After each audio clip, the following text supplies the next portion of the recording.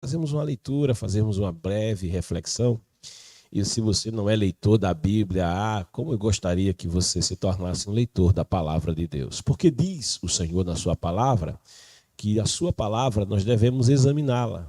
E nela devemos meditar de dia e de noite. Foi dito isso lá a Josué, capítulo 1 do livro de Josué. O Senhor Jesus mesmo declarou que erramos ao não examinarmos as Escrituras, porque elas testificam do Senhor. E cuidamos de ter nelas o caminho que nos levará à vida eterna. Então, querido, examine a palavra de Deus. Faça da Bíblia o seu livro de cabeceira. É o livro dos livros. É o livro mais publicado no mundo. É o livro mais lido no mundo, mas não importa se é no mundo, eu quero saber se é na sua vida. Amém? Então, faça da Bíblia o livro de leitura diária. Se você lê todos os dias 3 capítulos da Bíblia Sagrada, amanhã você amanhece com a primeira refeição e lê um capítulo da Bíblia, né? No transcurso do dia vem a segunda refeição e você aproveita e lê outro capítulo da Bíblia, e ao anoitecer vem a terceira refeição e você vai ler novamente a palavra de Deus. E se você faz um lanchinho, você aproveita e lê mais um pouco, amém? Vai ler menos de um ano assim, tá certo? Se você tiver aí as 3 refeições para a tua alma, porque nem só de pão terreno viverá o homem, diz o Senhor Jesus, citando Deuteronômio 8, que nem só de pão viverá o homem, mas de toda a palavra que sai da boca de Deus. A gente tem feito leitura quase que sequenciada no livro de Neemias. Livro de Neemias, primeiro quarto da Bíblia Sagrada. Eu lhe convido para essa leitura, dando continuidade à leitura de ontem. Ontem a gente fez leitura no capítulo 2 de Neemias, a partir dos versos do 1 até o 10. E hoje a gente vai fazer uma leitura do 11 ao 20. Então quero te convidar a ler a segunda parte do capítulo 2 do livro de Neemias. Esse livro é um manual. Esse livro ele é um manual de liderança. Esse livro é um relatório. Neemias não era profeta, Neemias não era rei, Neemias não era um grande general, Neemias não era um sacerdote, ele não era um levita. Neemias era um homem servo do Senhor, mas um homem de vida pública. Ele era um homem público a quem Deus usou tremendamente. Assim como ele vai usar Misael, Azarias, Ananias, assim como ele vai usar José, assim como ele vai se servir da vida de Daniel. O Senhor se serviu da vida de Esther, né, de Radassa, que veio a se tornar rainha Esther, ali no Império Medo-Persa. Também o Senhor se utilizou da vida de Neemias, um servidor público, um homem de vida pública, mas que foi tremendamente usado por Deus como um grande líder e nos logrou esse relato que nos tem uma verdadeira escola de liderança. E assim, eu quero fazer leitura com você lá no livro de Neemias, no capítulo 2, a partir do verso de número 11 ao 20. Leia comigo a palavra de Deus. Eu faço leitura aqui, não estranhe. A minha versão é a versão King James atualizada. Então pode haver aí alguma diferença, mas é apenas questão de tradução. Se você não tem uma Bíblia evangélica, não tem problema. Você pode utilizar a Bíblia que você tiver na sua casa. Se for católica, não há problema.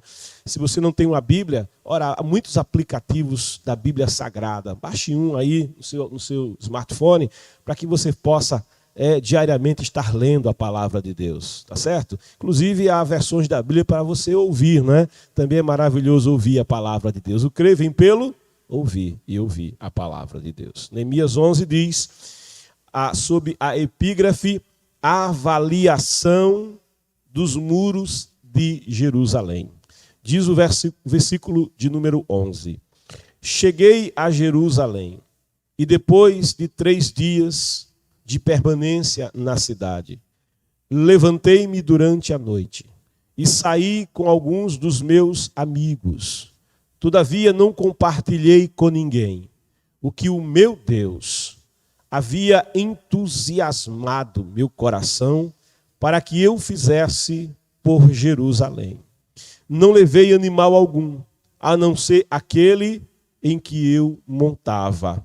Desta maneira saí de noite pela porta do vale e fui até em Ratanim, fonte do crocodilo, e até Shaar-Haspote, portão do lixo e examinei as muralhas de Israel, que haviam sido derrubadas, e os seus portais que haviam sido destruídos pelo fogo.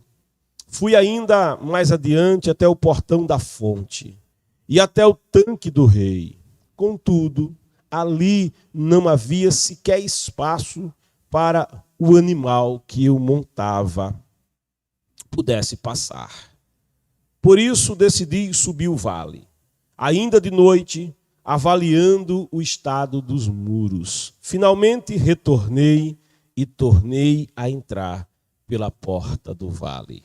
Os oficiais não ficaram sabendo aonde eu tinha ido, pois até então eu nada havia revelado aos judeus, aos sacerdotes, aos nobres, aos oficiais e aos demais sobre a obra que iriam realizar. Então eu lhes disse: vede a deplorável e humilhante situação em que nos encontramos, como toda a cidade de Jerusalém está em ruínas e suas portas devastadas pelo fogo. Vinde, vamos reconstruir os muros de Jerusalém, para que não passemos mais vergonha. Também lhes revelei como Deus tinha sido misericordioso comigo e tudo quanto o rei me havia declarado. Diante disso, eles exclamaram: levantemo-nos, pois, e reconstruamos nossas muralhas. E cheios de ânimo, fortaleceram suas mãos para a realização desse bom projeto. No entanto, quando Sambalate, o horonita, Tobias, o oficial amonita, e Gesem, o árabe, tomaram conhecimento desses fatos, zombaram de nós, desprezaram-nos e questionaram: o que é isso que estáis tentando fazer? Quereis rebelar-vos contra o vosso rei? Afirmei-lhes então: o Deus dos céus é quem fará com que sejamos bem-aventurados e nos dará sucesso nessa obra.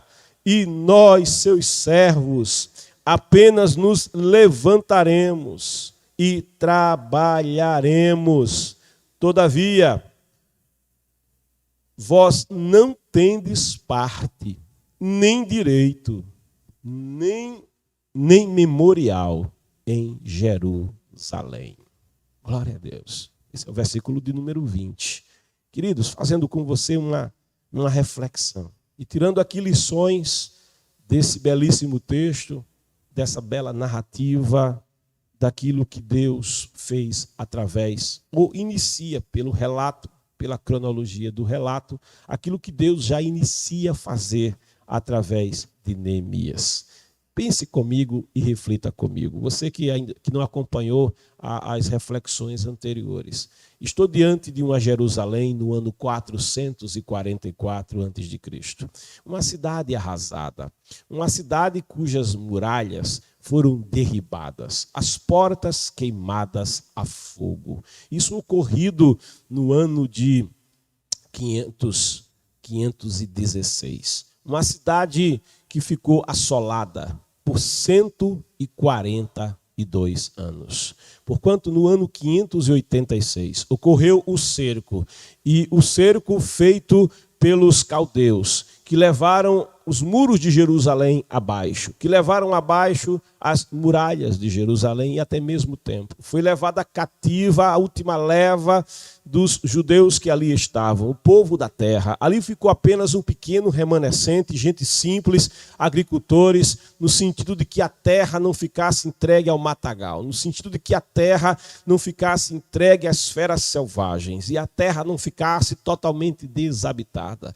Mas aquela cidade de Jerusalém, Jerusalém. Era uma cidade de vergonha, era uma cidade de opróbrio. E aí você pode perguntar, mas Jerusalém é a cidade do rei Davi, Jerusalém é a cidade eterna, a cidade sagrada, Jerusalém é a cidade amada, a cidade onde estava o templo de Salomão, a cidade da glória de Deus, a cidade onde se reunia o povo do Senhor para o adorar, a cidade para onde iriam todos os homens de todo Israel, pelo menos 3 vezes ao ano, para celebrar o Senhor. Sim, esta cidade. E você pode se perguntar, mas e o que aconteceu? Aconteceu que aquele povo, a nação eleita, o sacerdócio real, o povo adquirido, o povo, a descendência de Israel, com quem Deus havia feito aliança, os descendentes de Abraão, Isaque e Jacó, eles deram as costas ao Deus Altíssimo, eles se deixaram enredar de tal forma com os cultos idólatras, eles se deixaram enredar de tal maneira com os ensinos falsos, com a falsa teologia que os levou a adorar a criatura e não o Criador, a adorar deuses fruto da ação do homem, do artista.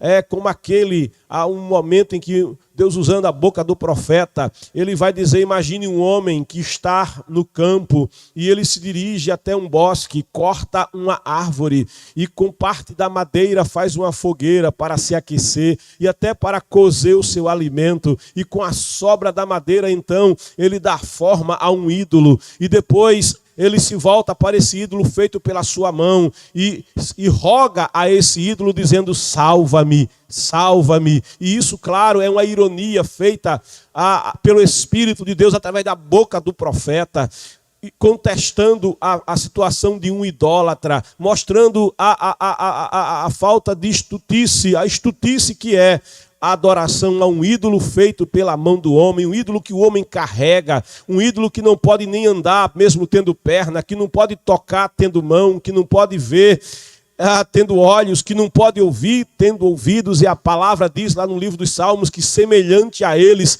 são os que os produzem, são os que os fazem, são os que o adoram. Israel se voltou para aqueles cultos e se afastou do Deus Todo-Poderoso. Israel foi deixando a justiça do ensino da palavra de Deus, da lei do Senhor. A lei do Senhor, cujo princípio é amar a Deus sobre todas as coisas, de toda a alma, de todo o entendimento e com todas as forças, e amar o semelhante como ama a si mesmo.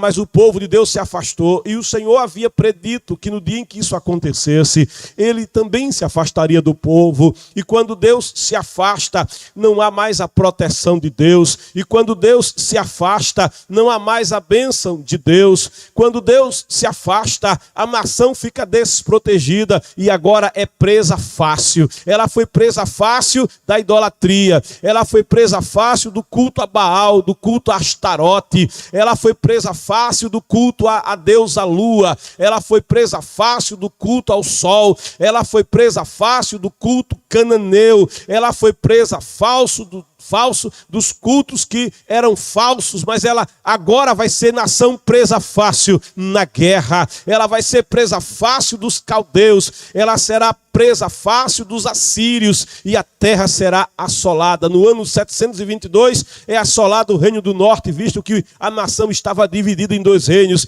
São levados cativos por Sargão II para a Assíria e depois em 3 grandes momentos, a partir de 606, 596, 516, vai ocorrer a derrocada total de Judá, do Reino do Sul e de Jerusalém. Agora, passados os anos, há 70 anos de exílio, nasce Neemias, e vivia Neemias em Suzã, vivia Neemias na presença do rei Atarxerxes, e ali vivendo e tendo ele a estima do rei, tendo ele um elevado cargo, elevada posição, homem da confiança do rei, de quem dependia a vida do rei, visto que o rei não bebia sem que Neemias bebesse primeiro do mesmo vinho, visto que o rei não comia sem que Neemias provasse primeiro e atestasse a qualidade do alimento. Neemias era um guardião da vida do rei, era um administrador da casa do rei, do palácio do rei, homem de estima, homem a quem o rei respeitava,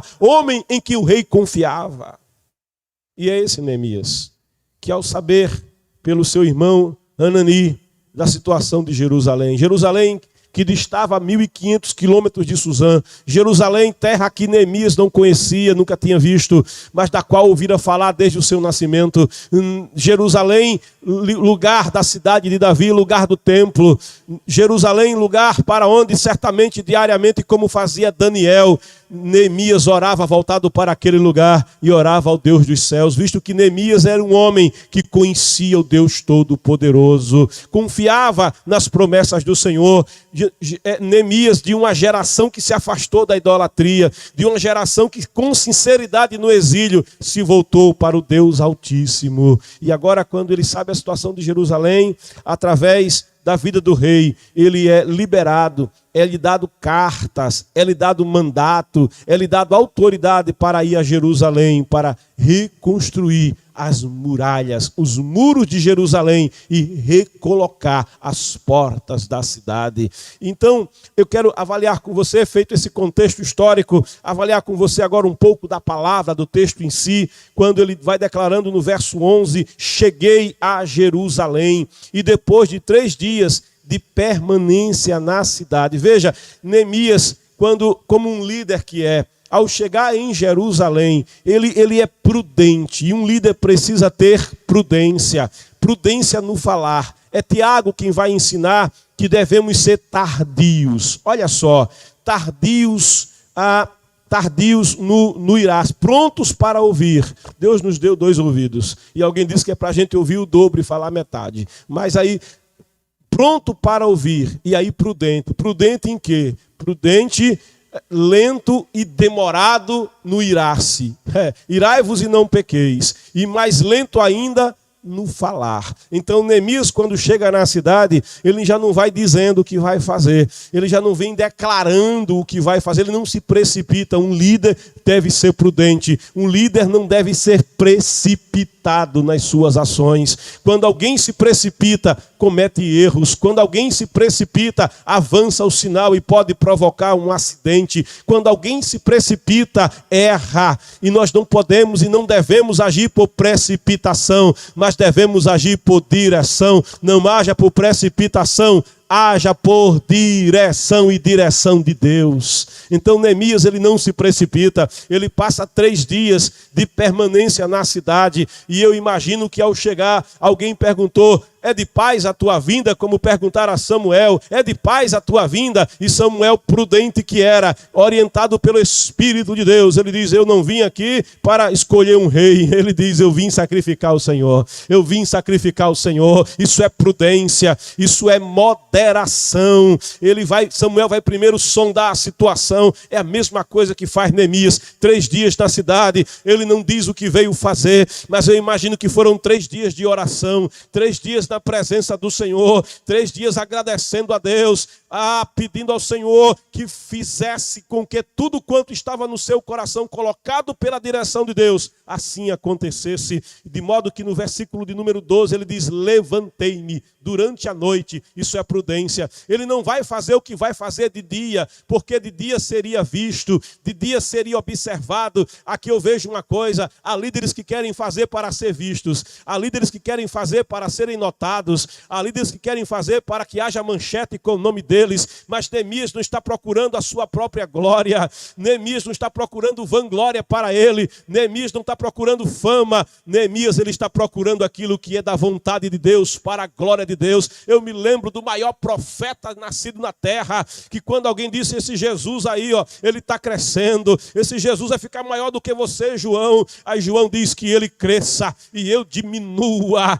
Tem um hino que diz que ele apareça e eu desapareça, e eu me constranja diante da sua glória. Neemias é esse líder que não quer ser visto, ele quer servir. Aleluia, ele entende que é de Deus, que é para Deus, que é por Deus.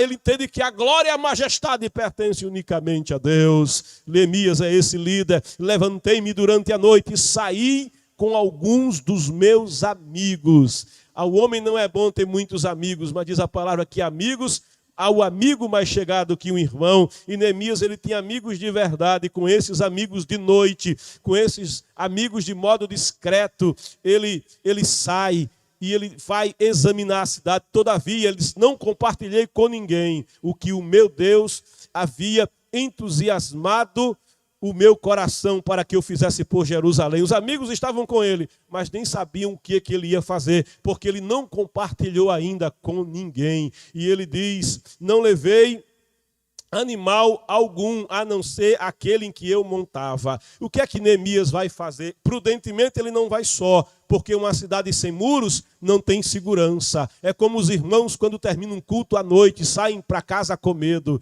Saem para casa com medo, por quê? Porque as ruas não são seguras. As ruas oferecem perigo. As ruas não têm segurança. Assim era Jerusalém, cidade sem muros. E ele vai com muito cuidado ali observando, escoltado por alguns amigos, ele vai observar a cidade. Ele diz no verso 13, dessa maneira, saí de noite pela porta do vale. Eu fico pensando que é o vale de Cedron, e fui até em Ratanim, a porta da fonte do crocodilo, e até Shaar-Haspoti, o portão do lixo, e examinei as muralhas de Israel, que haviam sido derrubadas, e os seus portais, que haviam sido destruídos pelo fogo. Observe como um líder procede. Além de não ser precipitado, um líder, ele vai pessoalmente verificar a situação. Ele vai pessoalmente averiguar o que está acontecendo. Ele não, como numa expressão muito popular, ele não a emprenha pelos ouvidos,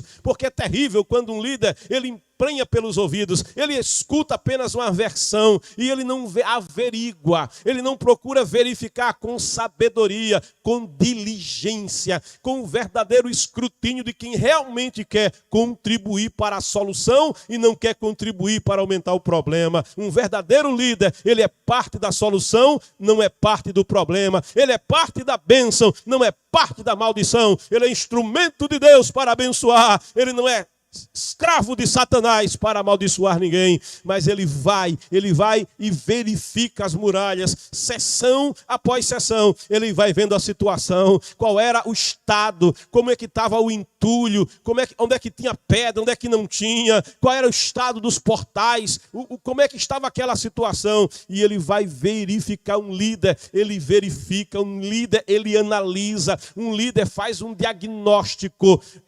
Alguém diz assim: não, você tem aqui agir, mas agir sem pensar, agir sem analisar, é estultice. Assim como é estultice não ouvir já dá uma resposta, é preciso primeiro ouvir, é preciso primeiro analisar, é preciso primeiro avaliar. Vai recebendo aí direção de Deus, para você tratar com os problemas da sua família, para você tratar com os problemas da sua casa, para você tratar com os problemas, quem sabe que Deus colocou na sua mão, porque quando um problema chega até nós e a gente toma conhecimento do problema, é Deus já nos chamando para fazermos parte da solução do problema. E assim que Neemias vai procedendo, ele faz uma análise, ele faz um exame, ele faz um diagnóstico de como está a situação, quão profundo é o problema. É dessa maneira que Neemias nos ensina a liderança. E ele vai dizendo aqui o que tinha sido derrubado, ele examinou. Examinei as muralhas, examinei. É preciso examinar com cuidado, diagnosticar. Um diagnóstico bem feito, dizem os médicos, já é parte da solução do doente. Não dá para sair medicando. A automedicação sem um correto diagnóstico pode levar à morte. Alguém diz aí do povo japonês, que o japonês ele passa muito tempo planejando, mas quando executa, é rápido. Alguém não quer planejar e já quer pôr a mão. Eu aprendi que devemos pensar primeiro. Pense primeiro.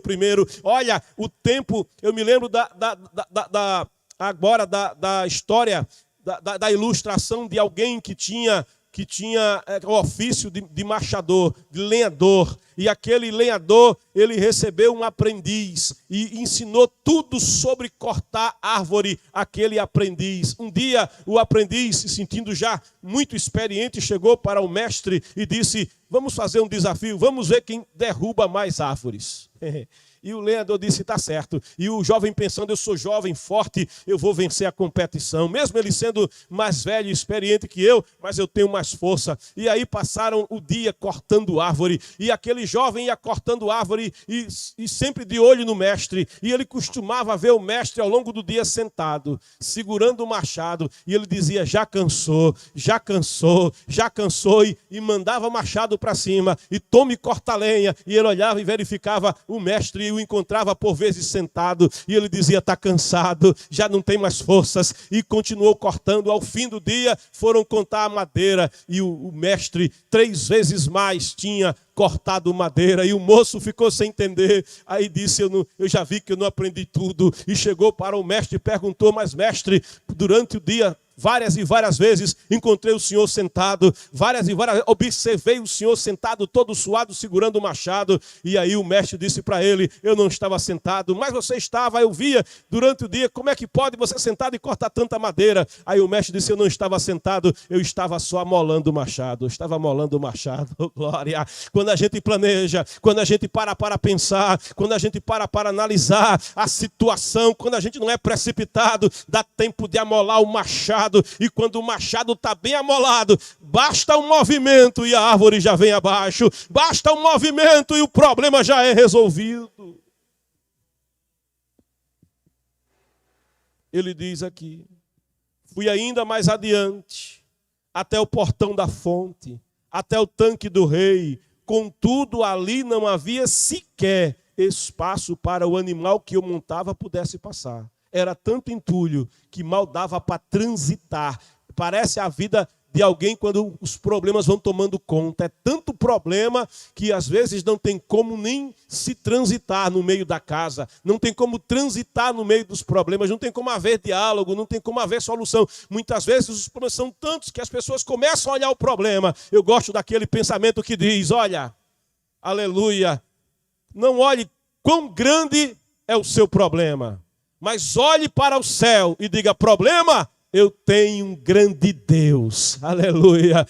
Não olhe quão grande é o gigante, mas diga, gigante, eu sirvo ao Deus Altíssimo e acima dele, oh glória, não há mais ninguém, não há gigante, não há muralha. Ele é o Deus Todo-Poderoso, é aquele que faz da terra estrado dos seus pés, e para que os moradores da terra são como formigas, aleluia, esse é o nosso Deus. Assim é a situação de uma vida cheia de problemas que não se volta para o Senhor, de modo que ele diz que não tinha como passar. É quando alguém olha e diz, não tem solução. Alguém olha e diz, são 142 anos de problema, 142 anos sem muralhas, 142 anos de portas queimadas, não há mais jeito. Escuta o que o Espírito Santo manda dizer para você, há jeito, que jeito é? O jeito é Jesus, o jeito é Jesus, é o agir de Jesus, é a mão de Deus que dá jeito naquilo que não tem jeito.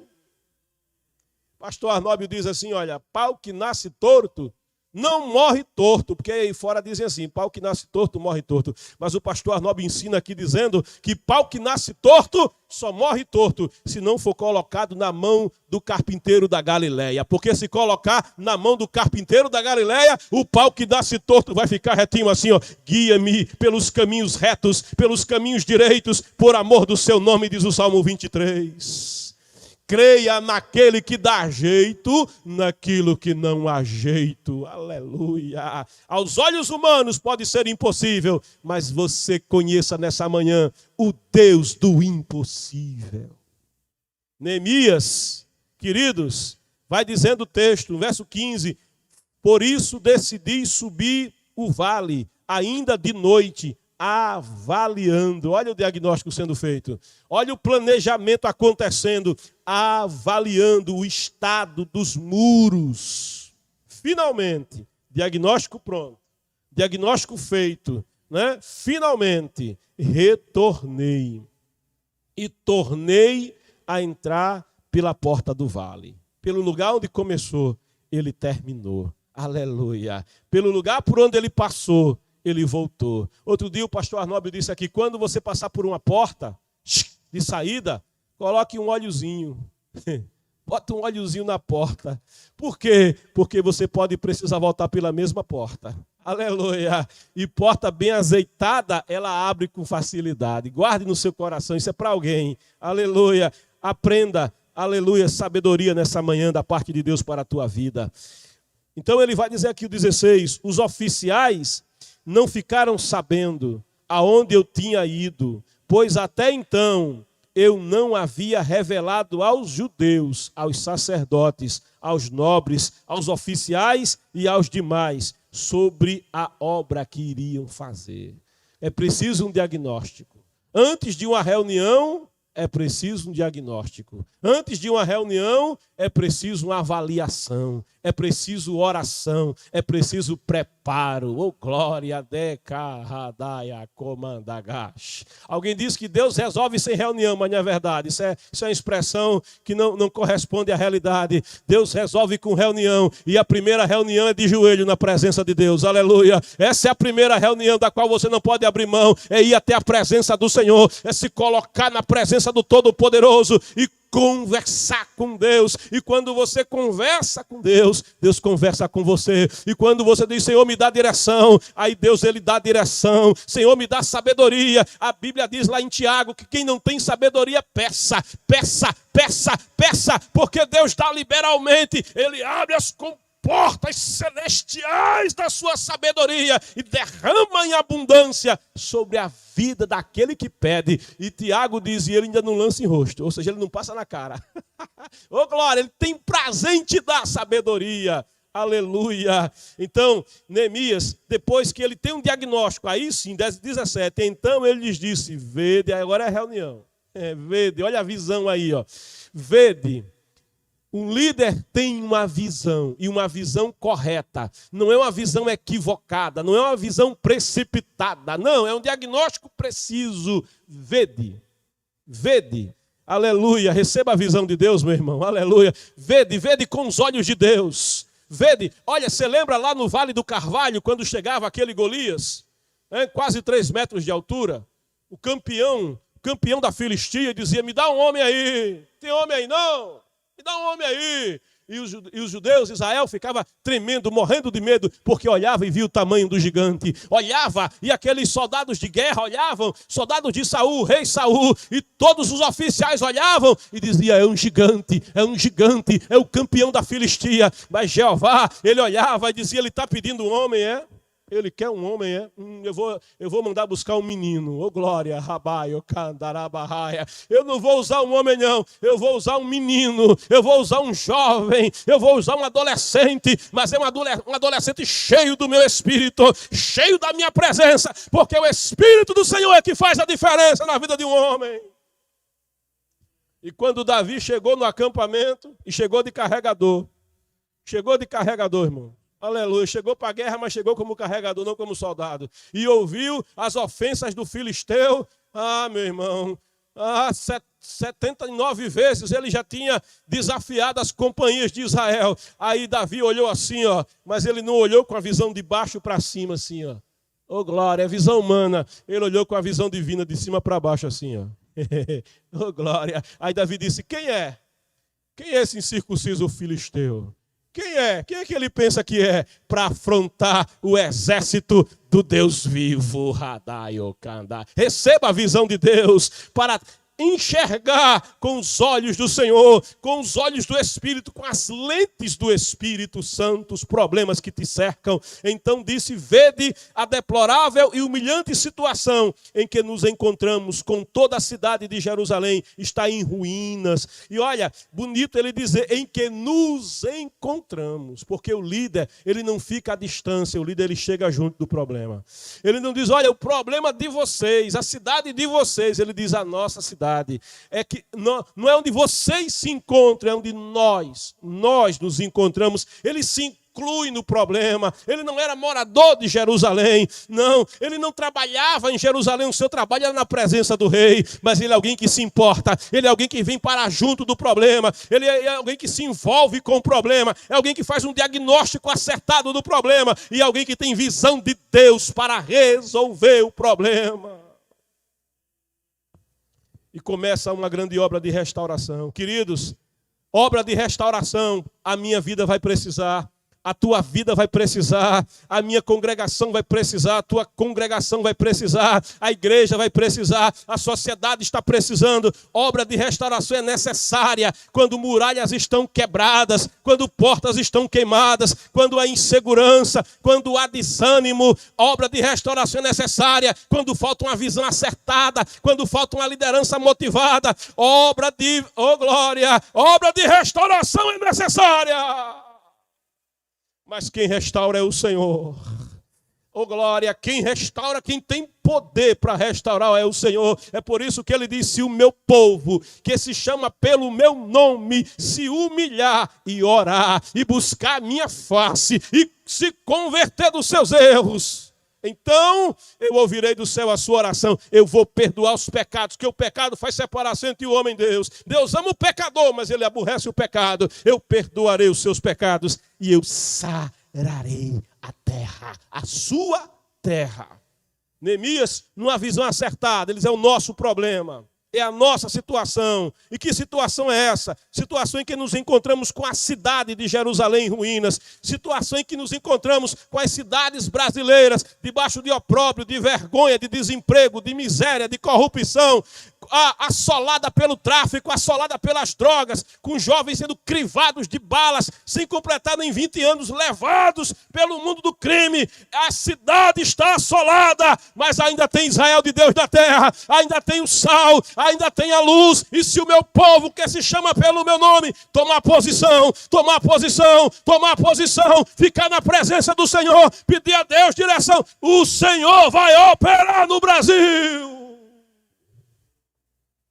Porque não tem problema que ele não resolva. Então ele disse: há um problema, tem ruína, porta devastada pelo fogo, vinde. Olha o convite que ele faz: vinde, vamos fazer parte da solução, vamos deixar de murmuração. Tem gente que quando vê o problema aproveita para murmurar. Você quando vê o problema aproveita para orar. Oh glória, vinde, vamos reconstruir. Derrubou? Vamos levantar de novo. Quebrou? Vamos consertar de novo. Oh, glória. Aquilo que quebra tem conserto. O vaso na mão do oleiro se quebrou, mas o oleiro dá jeito ao que não tem jeito. Ele pega o vaso quebrado e faz um vaso novo. Aleluia. E sabe, essa mão do oleiro, ela está estendida sobre a tua vida nessa manhã, estendida sobre a tua casa, estendida sobre o teu coração, sobre o teu casamento, sobre o teu trabalho, sobre os problemas da tua igreja, sobre os problemas da tua cidade. A mão do Senhor não está encolhida, a mão do Senhor, ela está estendida à tua disposição nesta manhã. É se colocar na presença do Senhor. Vinde, vamos reconstruir os muros de Jerusalém, para que não passemos mais vergonha. Neemias, ele se envolve. Neemias convoca ao trabalho, porque, irmãos, tem que ter trabalho. Não vai ser resolvido sem trabalho. Aleluia, tem que colocar a mão na massa. Ô glória, ô glória. Já pensou? Alguém quer que haja uma solução, mas quer que Deus faça tudo. Alguém quer ser doutor, mas não gosta nem de ler livro, vai ficar difícil. Alguém quer prosperar, mas não tem coragem nem de dar um passo, de subir um degrau. Ô irmão, ô glória. O sangue de Jesus tem poder. Receba força, receba habilidade, receba capacidade, receba vigor, saia do desânimo, receba ânimo novo, receba renovo de Deus, presença de Deus na tua vida, habilidade para fazer, habilidade para edificar, habilidade para construir, habilidade para consertar, habilidade para planejar, habilidade para diagnosticar, habilidade para motivar, habilidade para pegar na mão de quem precisa e dizer: vamos comigo, eu estou do teu lado. Também lhes revelei como Deus, olha quem é que faz tudo, como Deus tinha sido misericordioso comigo e tudo quanto o rei me havia declarado. Sabe o que Neemias está dizendo? Tem que ter legitimidade para fazer. Não adianta fazer, irmão, sem ter legitimidade. Deus levanta o líder, e o líder que Deus levanta tem direção de Deus. O líder que Deus levanta tem intimidade com Deus. O líder que Deus levanta, aleluia, Deus está com a mão sobre a vida dele. E quando Deus coloca a mão sobre a vida de alguém, sai da frente o inferno. É o que ele está dizendo. Também lhes revelei como Deus. Olha de onde vem a solução. Primeiro Deus, como Deus tinha sido misericordioso. A palavra misericórdia é sentir com o coração. Como Deus tinha sentido com o coração a minha angústia por Jerusalém. Como Deus sentiu com o seu coração o nosso problema, a nossa dor, a nossa dificuldade. Israel no Egito, quando Deus escuta o clamor do seu povo, ele desce e ele diz na sarça: Moisés, eu vi, eu ouvi. Aleluia, eu tenho sentido o problema do meu povo e eu desci para resolver. Porque Deus é assim, irmãos, ele desce para resolver. Olha, recebe aí, recebe a presença de Deus aí. Deus está descendo agora na tua casa. Deus está descendo agora na tua causa. Deus está descendo agora no teu problema. Deus está descendo agora no meio da tua família. Presença de Deus. Como Deus tinha sido misericordioso comigo e tudo quanto o rei me havia declarado. Ele tinha legitimidade em cima e tinha legitimidade embaixo. Ah, eu sou um líder, Deus me levantou. Então o teu pastor vai te revelar isso, vai dizer: vem para cá, meu filho, Deus tem me dado uma visão a teu respeito. Porque um líder, ele tem que ter reconhecimento aqui embaixo. José era um homem para quem Deus tinha um grande projeto, mas era preciso que Faraó, aquele que podia legitimar na terra esse propósito, olhasse para ele e dissesse: tu és o salvador da terra, tu és o salvador da terra, toma o meu anel aqui. Isso é legitimidade. Quem tem promessa, quem tem uma chamada, quem Deus levanta, não precisa atropelar ninguém. Eita glória, porque o Senhor pega pela mão e diz: vem, vem, vem, vem, vem. É como a situação do que chegou por último lá na casa de Jessé. Não tem mais filho? Tem. Quem é o menor? Vai buscar, porque ninguém come enquanto ele não chegar. Aí ele é ungido no meio da família, no meio dos irmãos. Deus honra aqueles a quem ele chama e levanta. E aí ele diz, diante disso, eles exclamaram: levantemo-nos. Olha, a motivação chegou. Porque não se faz só. O líder não faz só, ele faz... Ele diz a obra que eles deveriam fazer. Então ele diz: levantemo-nos, pois, e reconstruamos nossas muralhas. E cheios de ânimo, olha o vigor de Deus aqui, ó. Fortaleceram suas mãos para a realização desse bom projeto. Querido, receba fortaleza na tua alma agora. Receba fortaleza nas tuas mãos agora. Aleluia. Fortaleza para fazer. Fortaleza para realizar. Capacidade para realizar. Foi dito de Josué: ninguém te resistirá todos os dias da tua vida. Assim como fui com Moisés, serei contigo. Eita, mas é Deus falando com Josué. Agora receba aí, meu irmão. Aí é Jesus falando para a igreja: e eu estarei convosco todos os dias. Eu estarei convosco todos os dias. Eu estarei convosco todos os dias. Antes da pandemia, eu estava convosco. E na pandemia, eu permaneço convosco. E depois da pandemia, eu continuarei convosco. Não te deixarei, não te abandonarei. Tem o teu nome escrito nas palmas das minhas mãos. Eu te esforço, eu te ajudo, eu te sustento com a destra da minha mão direita. Cheios de ânimo, fortaleceram as mãos para a realização do projeto. No entanto, aí o líder tem que estar pronto, irmão, para a oposição. Porque não existe obra de Deus sem oposição. Não, Senhor. As trevas se opõem à luz. As trevas tentam engolir a luz. Aleluia. Ah, Jesus disse: essa é a minha igreja. E as portas do... Olha a batalha aí, do inferno. Não prevalecerão contra ela. A nossa luta tem uma batalha. Não é contra a carne, não é contra o sangue. É contra principado, potestade, contra o maligno, contra as forças da maldade que tentam se opor à obra do Evangelho, à obra de Cristo na tua vida, à obra do Senhor na tua casa, obra de salvação, obra de transformação, obra de redenção que Deus quer realizar na tua família, na tua cidade, na tua nação. No entanto, quando Sambalate, o Horonita, Tobias, o oficial amonita, e Gesem, o árabe, 3 povos inimigos do povo de Deus, tomaram conhecimento desses fatos, aí começa a zombaria, né? Primeira coisa que ele é zombar, zombaram de nós. Começa a zombaria, vai dar errado.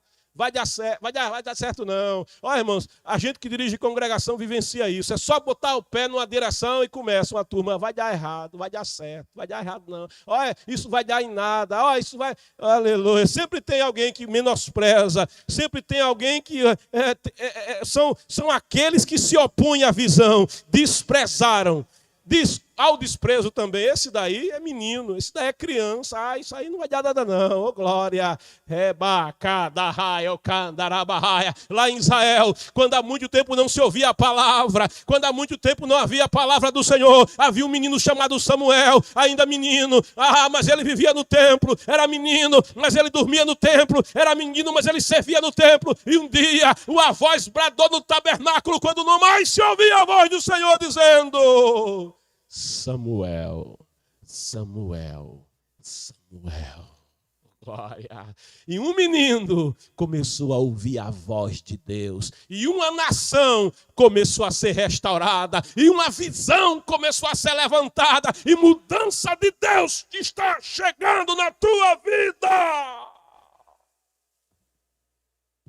Zombaram de nós, desprezaram, questionaram. O que é isso que estás tentando fazer? Quereis, o mesmo argumento que usaram no passado para parar a obra. Que o inimigo é assim, ele nem inventa arma nova, ele usa a velha arma de sempre. É o desânimo, é a fofoca, é a oposição, é a falsa acusação, é a zombaria, é o menosprezo. O que é isso que estás tentando fazer? Quereis rebelar-vos contra o vosso rei? Mas aí Neemias diz... O Deus dos céus, olha de onde vem a providência nessa manhã para a tua vida. O Deus dos céus é quem fará. O Deus dos céus é quem proverá. O Deus dos céus é quem dará habilidade. O Deus dos céus, dono da prata e do ouro, é quem dará recursos. O Deus dos céus é quem abrirá a porta para você passar. O Deus dos céus é que fortalecerá a tua mão. O Deus dos céus é que fortalecerá as tuas pernas. O Deus dos céus é que te abençoará. O Deus dos céus. Uns confiam em carros, outros em cavaleiros, mas nós confiamos no nome do Senhor. O Deus dos céus é quem fará com que sejamos bem-aventurados, aleluia, e nos dará sucesso nessa obra. Recebe aí a promessa de Deus. O Deus dos céus te dará êxito nesta tua obra, êxito nesta tua visão, êxito neste teu sonho. Desenterra o sonho nesta manhã. Pode pegar a pá da fé, pode começar a cavar na areia do deserto, porque Deus ele vai abençoar o sonho que foi sepultado. Oh glória! Deus ele está visitando a tua vida nas suas promessas. O Deus dos céus dará sucesso nessa obra, e nós, seus servos do Senhor, servo que anda em obediência, servo que não faz o que quer, faz o que o Senhor manda fazer, servo que não vive como quer viver, vive do jeito que Deus manda viver, segundo a sua palavra. Seus servos, apenas nos levantaremos e trabalharemos, e Deus vai abençoar o nosso trabalho. Aleluia. Todavia, aí o opositor, o inimigo se levanta. Vós não tendes parte, nem direito, nem memorial em Jerusalém. Se Deus é por nós, quem será contra nós? Aprenda uma coisa. Dependa de Deus. Confie no Senhor. Entrega o teu caminho ao Senhor, confia nele. E ele fará. Guarde outra coisa. Se envolva, se disponha, coloque a mão na massa, se envolva, porque o Senhor vai te abençoar. O Senhor vai te abençoar. E se você disser, eu não sei fazer nada, que bom, você está no lugar certo, porque aqui está o Espírito Santo, e ele vai começar a te capacitar, ele vai te dar uma visão, ele vai te dar uma direção. Eita, arabarrada, recebe direção de Deus aí, meu irmão. Oh, glória! Aleluia! Deus está levantando líderes nesta manhã. Deus está levantando líderes nesta manhã. Deus está levantando líderes nesta manhã. Líderes com uma visão de Deus. Líderes com um olhar de Deus. Com a sensibilidade do Espírito de Deus. Para uma chamada que Deus tem feito. Líderes para abençoar o povo. Para abençoar a sociedade. Para abençoar a cidade. Em vários setores da vida. sal da terra, luz do mundo, diferença, gente que não se corrompe, gente que não se vende, gente que não aceita suborno, gente que tem temor de Deus. Oh, glória! Oh, aleluia! Eu quero orar, querido, pela sua vida, orar pela cidade, orar pela nação. Ore comigo, Pai. A tua palavra, Senhor, nessa manhã é uma reflexão.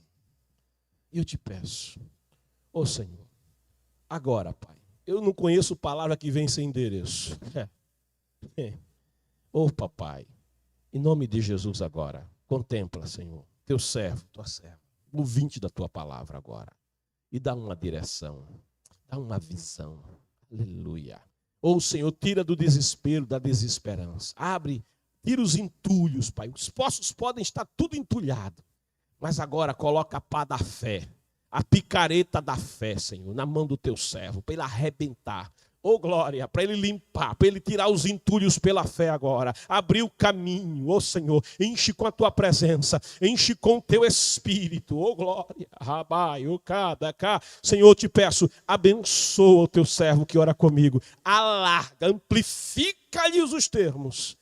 Coloca a tua mão poderosa sobre a vida dele. Enche com a tua presença, Pai. E toda obra de oposição que se levanta, Senhor, seja como o vento nas asas da águia. Eita. Seja como o vento contrário nas asas da águia, que voa mais alto ainda. Faz para a tua glória, faz para o teu louvor. Levanta líderes na igreja, levanta líderes na congregação com a tua visão. Servos de verdade, que não querem aparecer, que não querem ser vistos, mas querem ser instrumento teu para o teu louvor e glória, segundo a chamada que o Senhor fez a cada um. Levanta, Senhor, líderes na medicina, levanta líderes no direito, levanta líderes na justiça, levanta líderes, Senhor, nos parlamentos, levanta líderes na administração pública, levanta líderes do mundo empresarial, levanta líderes, ó Senhor, sobre esta nação, levanta um povo forte, levanta uma igreja poderosa, um celeiro da tua palavra, levanta trabalhadores e trabalhadoras, gente fiel, dizimista e ofertante, para que o Senhor, que não precisa apenas de pastores, de missionários, mas precisa de um povo forte, de uma nação forte, de uma nação que te serve, porque feliz é a nação cujo Deus é o Senhor, e aí faz do Brasil o maior celeiro do evangelho na terra, para impactar o mundo inteiro com sotaque português, falando em australiano, ao inglês da Austrália, falando, Senhor, as línguas faladas do continente africano, falando as línguas faladas, Senhor, com sotaque de português, no leste europeu, na Europa, em toda a América Latina. Levanta esta nação para ganhar o mundo para ti nesta última hora do evangelho na terra.